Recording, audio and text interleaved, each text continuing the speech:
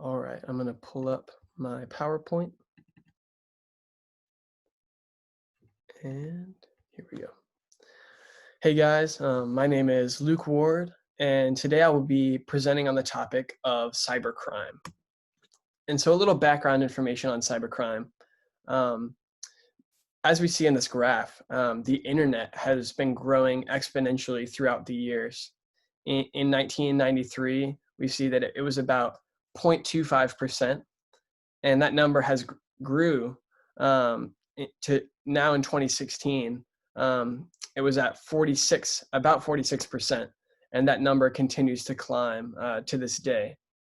And so with that growth in internet, we also see a growth in the amount of cybercrime incidents that are being committed.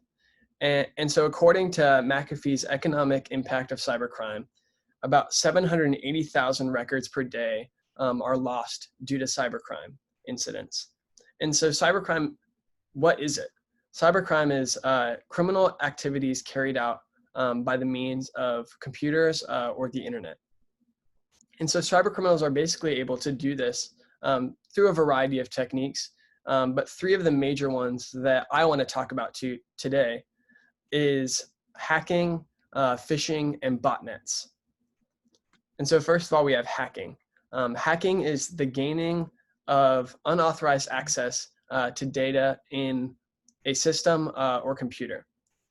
And hackers are able to do this by downloading spyware to people's computers and their phones and any device that is connected to the internet. And they're able to do that remotely, or if they were able to get in contact with someone's computer, they would be able to download it through in that way as well. And so basically what that does is it takes all the private information, whether it be credit card numbers, bank account information, private information, all of those things can be basically given to the cyber criminal through that spyware. And one of the biggest cases of this in US history was the Adobe incident. And that has been labeled as the biggest cybercrime scandal of the 21st century.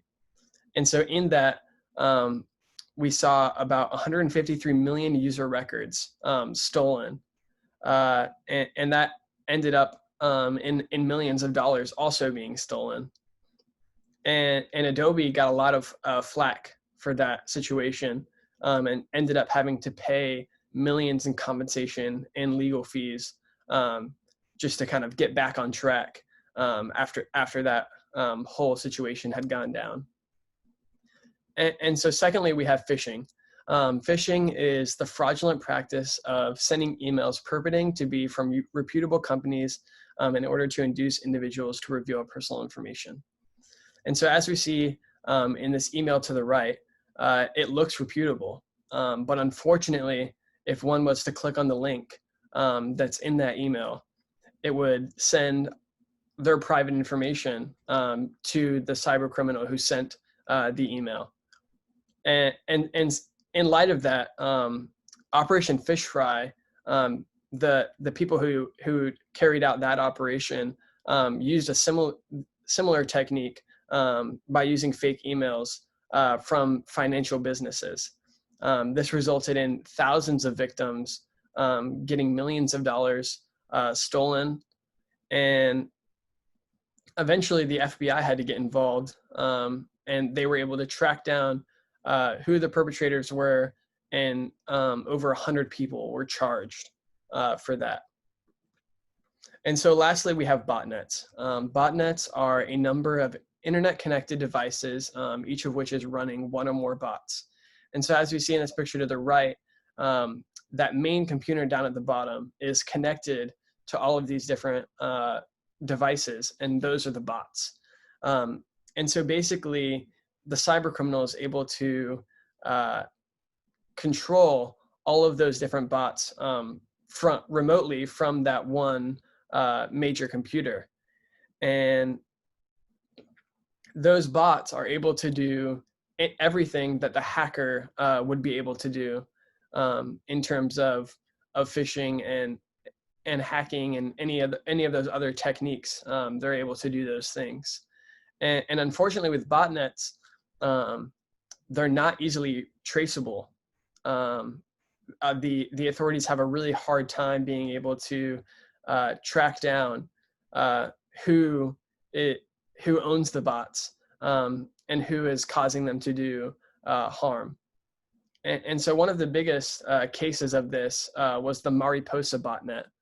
This was in Spain, and this particular cyber criminal was able to hack into 12.7 million computers in 190 countries. And they were able to steal millions of dollars from variety of like various credit cards and financial accounts. And to this day, the person who did it has not been found. And so for me, the reason I chose to talk about cybercrime was because it was personal for me. I had been a victim of cybercrime, and back about 2 years ago, I clicked on the link in one of those emails, and it was able to send my information to that cyber criminal, who in turn was able to hack into my account and steal money. And so for me, it was kind of a wake-up call, in the sense that I realized that what I put on the internet and what I do on the internet is important. And so for me, I realized that those links and those emails, I need to make sure that I check before I go further with any of those things. And in light of that, security and privacy are a really big deal for most people. I think a lot of people worry about the possibility of cyber criminals getting into their private information. And if people aren't worried about that, perhaps they should be, because it is a legitimate and serious problem that we face as internet users.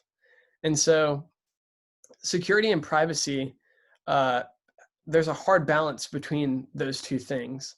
An example would be, let's say you take burglary, for instance.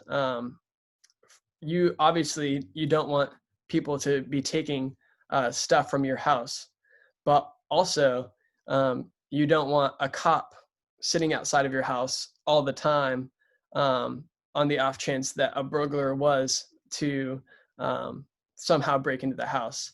And so that's where we get this fine line of security and privacy, and ultimately the ability to maintain both has basically become impossible due to these various factors, and that includes, censorship, taxation is even part of that, and then also just what we've talked about previously. And so the dangers of cybercrime and all of those things involved with it are evident, as we see in this graph. The number of data breaches and records exposed has grown since 2010, and it just shows how much hackers that business is growing.